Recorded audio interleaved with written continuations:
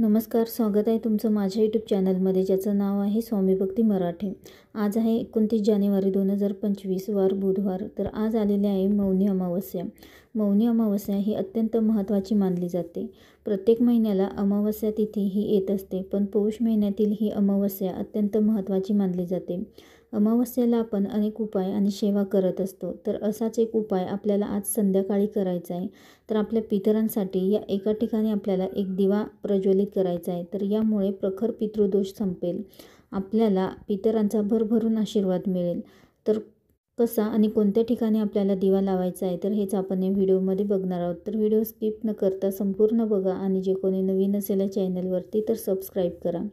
हिंदू धर्मामध्ये अमावस्या तिथीला खूप महत्त्व आहे, खूप पवित्र मानले गेले आहे आणि हा दिवस भगवान विष्णूंची सेवा करण्यासाठी आणि पितरांचे तर्पण आणि पिंडदान करण्यासाठी विशेष महत्त्वाचा मानला जातो। पौष महिन्यामधील या अमावस्याला मौनी अमावस्या म्हटले जाते। या दिवशी पवित्र नदीमध्ये स्नान करण्याला खूप महत्त्व आहे। मौनी अमावस्याला केलेले श्राद्ध, तर्पण आणि पिंडदान यामुळे मोक्षप्राप्ती होते आणि या दिवशी स्नान, मौन व्रत आणि दानाला खूप महत्त्व आहे। ही अमावस्या तिथी काल संध्याकाळी म्हणजेच 28 जानेवारीला 7:37 संध्याकाळी लागलेली असून ती आज म्हणजेच 29 जानेवारीला संध्याकाळी 6 वाजेपर्यंत असणार आहे। तर आज संपूर्ण दिवसभर अमावस्या ही असणार आहे। तर आज आपण आपल्या पितरांसाठी अनेक सेवा करणार आहोत आणि त्याबरोबरच आपल्याला हा देखील उपाय अवश्य करायचा आहे। अगदी साधा आणि सोपा हा उपाय आहे। तर बघा, आपल्या मेहनतीचे कष्टाचे फळ आपल्याला मिळत नाही, कुलदेवीची सेवा होत नाही, कोणतेही कामामध्ये आपल्याला अडथळे येतात, मुलांचा विवाह वेळेवर जुळत नाही किंवा संतानप्राप्ती होत नाही, नोकरीप्राप्ती होत नाही, आर्थिक समस्या देखील येत असतात। तर या सर्व समस्या दूर होण्यासाठी या दिवशी पितरांसाठी काही सेवा आपल्याला करायच्या असतात। तर अमावस्येच्या दिवशी संध्याकाळी आज घरामध्ये एक दिवा आपल्याला प्रज्वलित करायचा आहे। तर अमावस्येला आपण आपल्या पूर्वजांसाठी केलेली सेवा ही कधीही वाया जात नाही। घरातील कोणताही व्यक्ती ही सेवा करू शकतो, फक्त सुतक आणि मासिक धर्म असेल तर सेवा करू नये।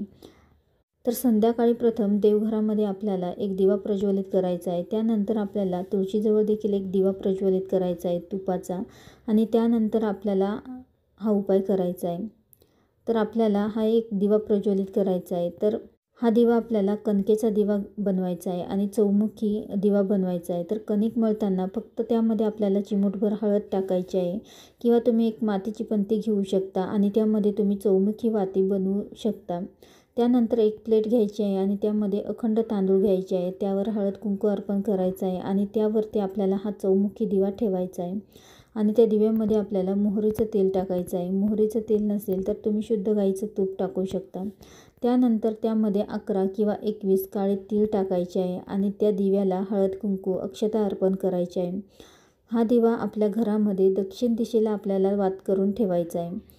दक्षिण दिशेला आपल्या पितरांचा वास असतो आणि घरामध्ये शक्य नसेल तर तुम्ही घराच्या बाहेर देखील दक्षिण दिशेला वात करून हा दिवा तुम्ही ठेवू शकता आणि त्या ठिकाणी बसूनच आपल्याला आपल्या पूर्वजांचे स्मरण करायचे आहे आणि त्यांच्याकडे माफी मागायची आहे। माझ्याकडून जर काही चूक झाली असेल, भूल झाली असेल, किंवा घरातल्या लहानांकडून किंवा मोठ्यांकडून जर काही चुका झाल्या असतील तर त्याबद्दल आम्हाला माफ करावे, पण इथून पुढे आमच्याकडून जशी सेवा होईल तशी सेवा आम्ही तुमची नक्की करू, असे आपण म्हणायचे आहे। त्यानंतर तिथे बसूनच पितृअष्टकमचं पठण करायचं आहे आणि ओम पितृदेवताय नमः या मंत्राचा 108 वेळा जप करायचा आहे, किंवा श्रवण देखील करू शकता। तर या 2 सेवा अवश्य आज संध्याकाळी आपल्याला करायच्या आहे। त्यानंतर आपल्या पूर्वजांना मोक्ष प्राप्त व्हावा, त्यांच्या आत्म्याला शांती मिळावी यासाठी देखील प्रार्थना करायची आहे आणि तुमच्या आयुष्यामध्ये काही अडचणी, काही अडथळे, संकट येत असतील तर त्याबद्दलही तुम्ही पूर्वजांना सांगा व तुमचा आशीर्वाद आमच्यावर सदैव असू द्या असेही म्हणावे। तर यामुळे पूर्वजांचा आशीर्वाद हा आपल्याला मिळत असतो। तर हा दिवा रात्री 12पर्यंत प्रज्वलित ठेवायचा आहे आणि शक्य असेल तर अजून जास्त वेळ देखील तुम्ही हा दिवा प्रज्वलित ठेवू शकता। तर असा दिवा घरामध्ये प्रज्वलित करायचा आहे। त्यासोबतच घरामध्ये पिण्याचे पाणी आपण ज्या ठिकाणी ठेवतो तर तिथे देखील आपल्याला एक दिवा प्रज्वलित करायचा आहे, कारण तिथे देखील आपल्या पूर्वजांचा वास असतो आणि त्यामुळे तिथे देखील आपल्याला असा दिवा प्रज्वलित करायचा आहे।